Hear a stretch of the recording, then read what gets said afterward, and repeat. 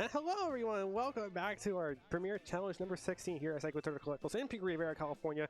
I am once again Jesus Cornell. Alongside me is Dennis Geisler.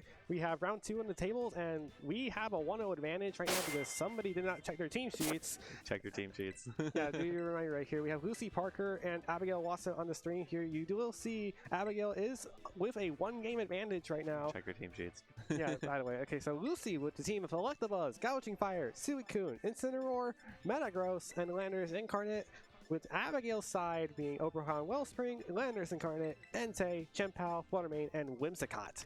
Yeah, this is a very interesting team from Lucy. The Electabuzz, as many will remember, Electabuzz does have Follow Me when running Electro Web, Helping Hand, Follow Me, and Faint with Static and the Eviolite. Static plus Follow Me can be really dangerous for a lot of these physical attackers in this current meta, especially priority heavy ones that don't really have another option other than just going into the Follow Me. Static is pretty annoying for some physical attackers to face. And absolutely. I guess the question for Abigail is, like, with this 1-game advantage, can you take advantage of this and just get the 1-game win? Yeah, and this is a very standard team. You have to, I guess we'll see what the leads are. I didn't think very much about it. Yeah, that's just both these players winning quickly. I don't dislike, yeah, both of them are moving very quickly. I do like the Electabuzz lead here. It's also an interesting Gouging Fire here for Lucy with Burning Bulwark, Dragon Dance, Dragon Claw, and Heat Crash. It's a bit more offensive. We saw some Howl variants yesterday. Here we go. Landorus Whimsicott is the lead for Abigail, so it's going to be an aggressive lead for her. And Electabuzz, Landorus for Lucy. Both of these gals have led the Landorus, but have different support Pokemon with it. Yeah, I think Abigail has a pretty decent advantage here, able to get up the Tailwind if she wants, and Electabuzz has to be feeling pretty bad because that Landorus is absolutely has to feel comfortable clicking Earth Power into the Electabuzz right now and not really being especially concerned about it. The worst thing that can happen is your Whimsicott gets taken down after getting Tailwind up. Or Fake Tears, or Fake Tears even. Yeah. I'd prefer Tailwind just to win the speed tie here. I mean, we'll see if there is a speed tie. We are going to see a Landorus, I think, for Lucy, Terra, and a Poison. Yeah. So, oh yeah, it is Poison, because the other Landorus is a different Terra. We're not going to mention it just yet, unless Abigail does it herself. Electabuzz looking forward to Follow Me's here, so if it is going to be Earth Power, I don't know if it's going to take it here. With the Prankster, is going to get the Tailwind to get the instant speed support for this Landorus Incarnate.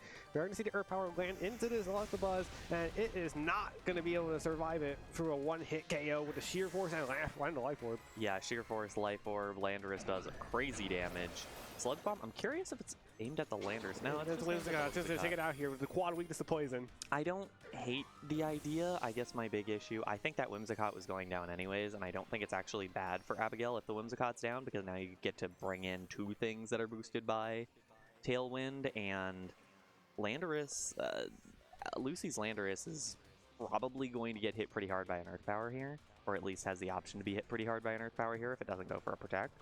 Well, Pokemon comes in here for Abigail, so it's still not safe from Sludge Bomb completely, but if you choose to Terra, that could be a big Earth Power coming its way.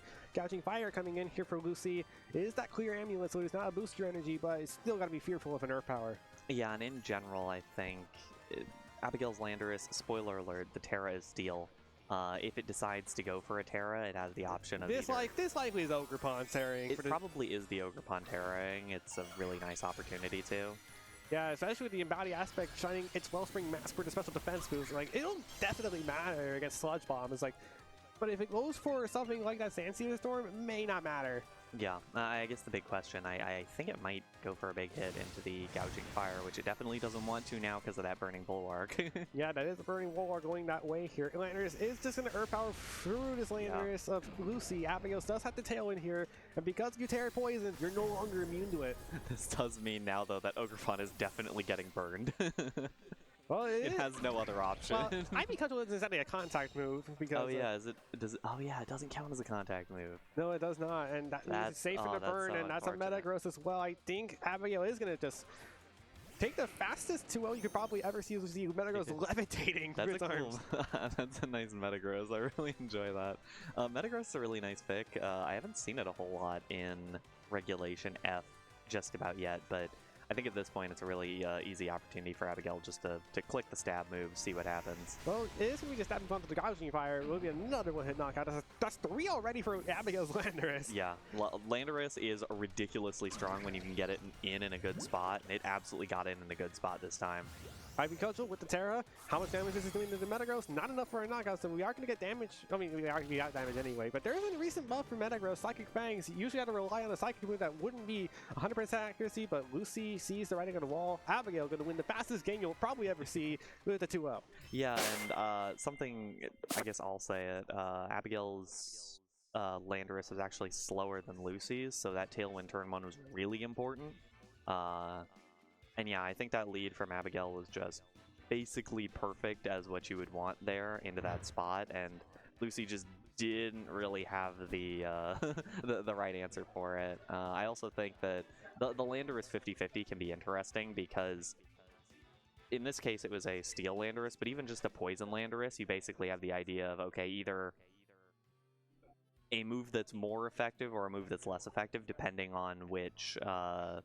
depending on whether it Terras or not, and leaving that Terra available for Abigail was really important in those early stages. Yeah, and I actually need to ask this question because this round ended so quickly. Production, are we going to be able to do some discussions about some of the motor Pokemon on the metagame, or do we go just straight up to a break? I just want to ask that question right now because we have way too much time to kill right now. I want to get water. I want to go to a break. Okay, let's just go to a break then. We'll be back for round 3 after this break, which is going to be considerably longer, so go ahead and prepare your food and everything. So don't go anywhere. We'll be right back.